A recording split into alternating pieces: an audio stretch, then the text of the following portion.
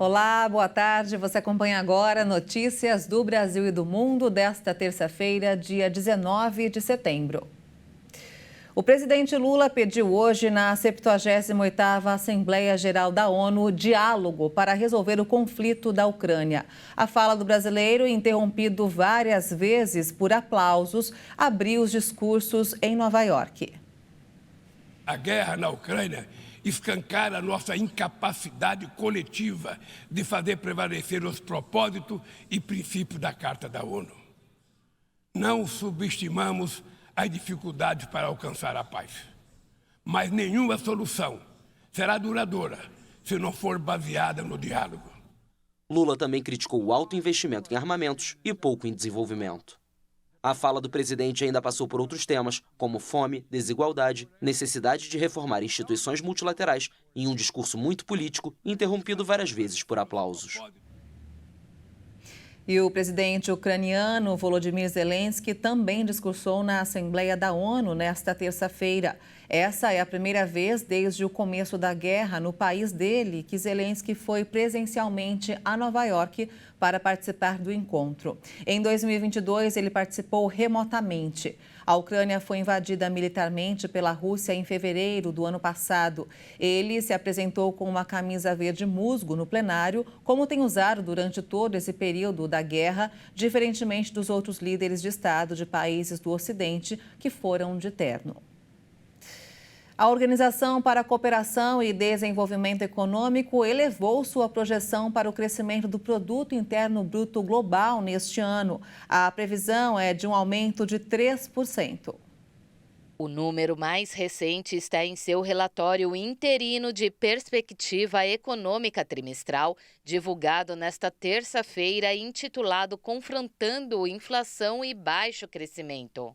O crescimento mundial será maior em 2023, graças aos Estados Unidos, cuja economia pode registrar avanço de 2,2%, e aos países emergentes.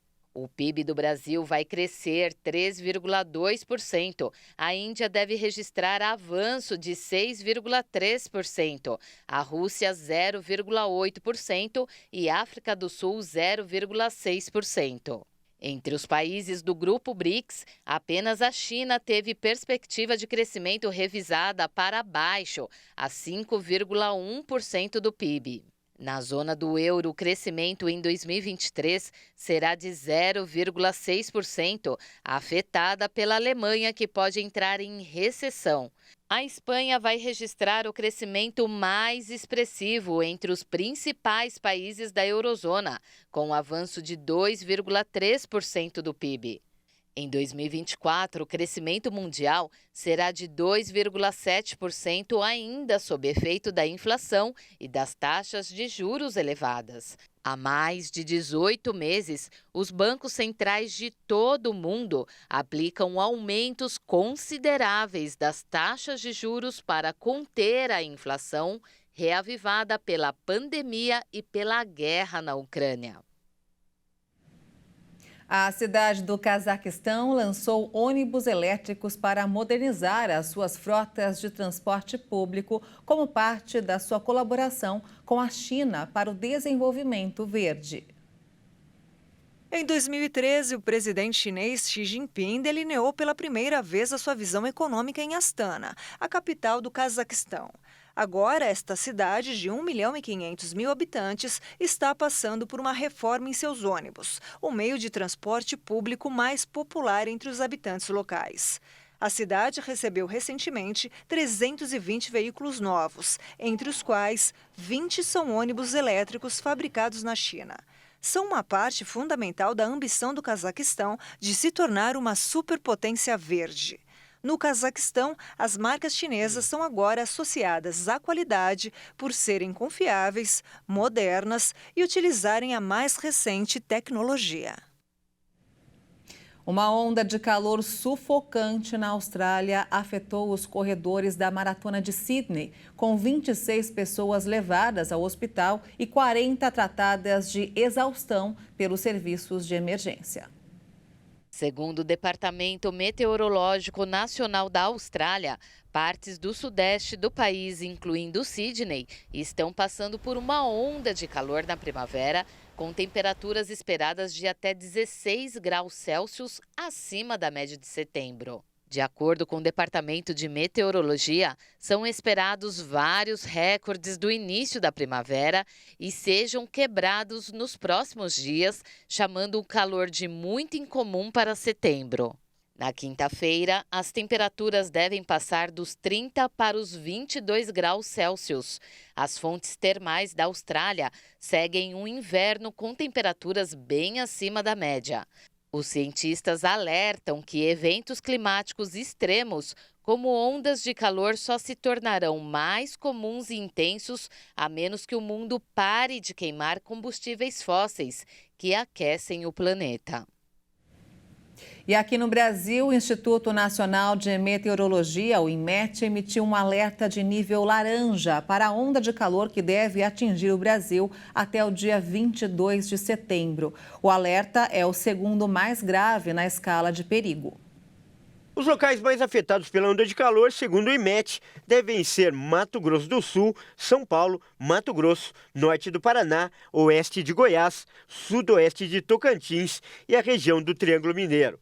Segundo os protocolos internacionais seguidos pelo INMET, o aviso é emitido quando as temperaturas ficam acima pelo menos 5 graus da média histórica do período.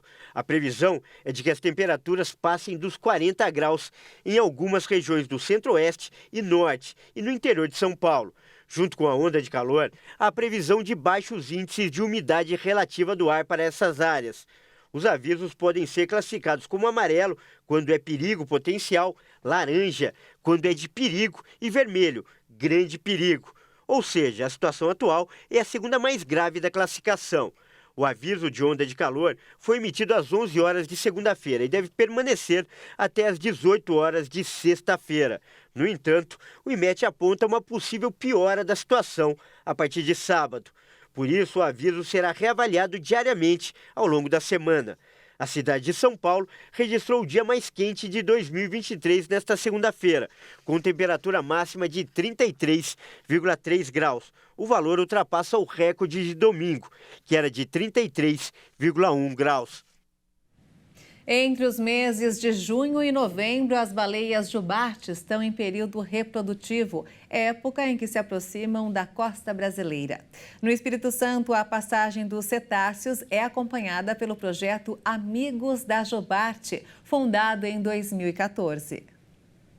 Além de monitorar e registrar com imagens a temporada de baleias, pesquisadores também se dedicam a captar o canto e os sons que elas utilizam para se comunicar.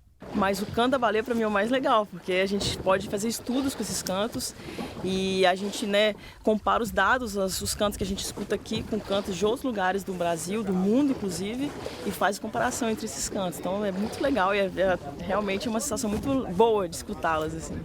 Desde 2018, a plataforma Jubarte.lab realiza pesquisa científica, desenvolvimento de educação ambiental, fomento da atividade turística e monitoramento da observação de baleias. A gente consegue medir em vários trechos do corpo do animal a curvatura, ou seja, a circunferência do corpo do animal.